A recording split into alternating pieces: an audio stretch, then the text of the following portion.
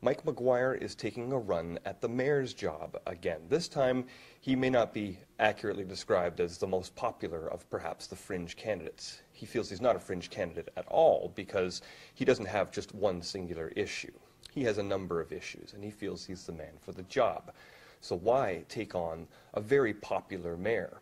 Why not take a stab at council at least first? To a large extent, it speaks to what your constituency is. So somebody might join for a single issue, and maybe they don't like that bylaw about having a cow on your roof. So they might object to that, and they might want to make that an issue of candidacy, and that's fair enough. I speak to a much broader section of the cross-section of the city, and in many respects, what makes somebody a fringe candidate or not is the size of your constituency.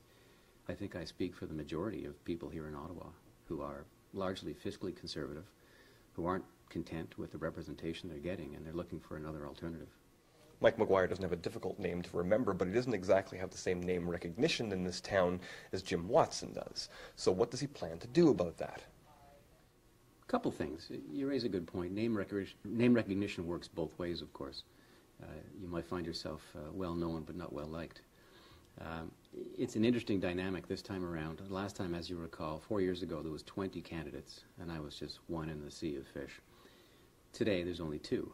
So, by extension, I will automatically get quite a bit of publicity, certainly, and name recognition comes from publicity. I think as well, we're going to have our campaign launches tomorrow. It'll be well received. It's going to be a big, splashy deal. I make myself available to any media that care to interview me and chat. I think the recognition will come with simply with exposure, and there should be lots of exposure during this election.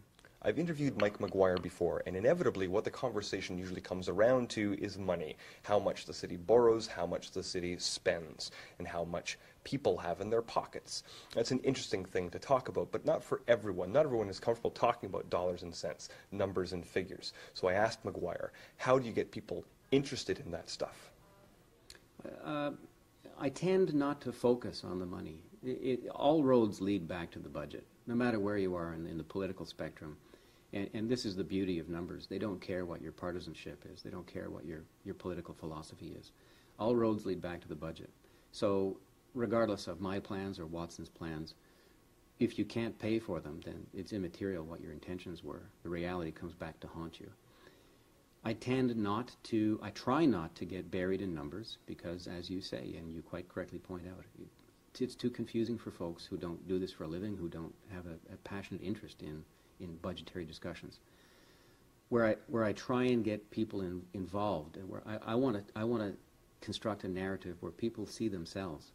I talk about things like hydro, and there's a large municipal component to your hydro bill.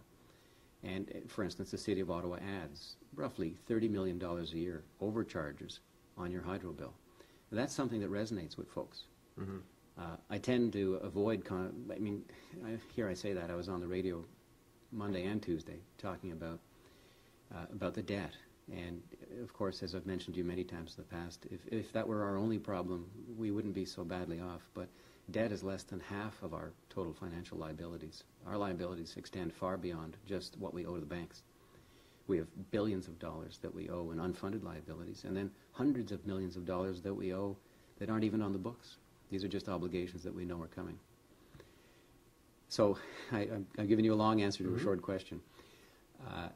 I avoid the guts of the discussion because it's just too complicated for anyone who's not interested. And anyone who's interested, they don't need me to explain it. They already understand. Maguire has been registered to run since January, but he doesn't plan on taking a break from his job to dedicate himself to the campaign until after the Labor Day weekend. In Ottawa, Doug Hempstead for Sun News.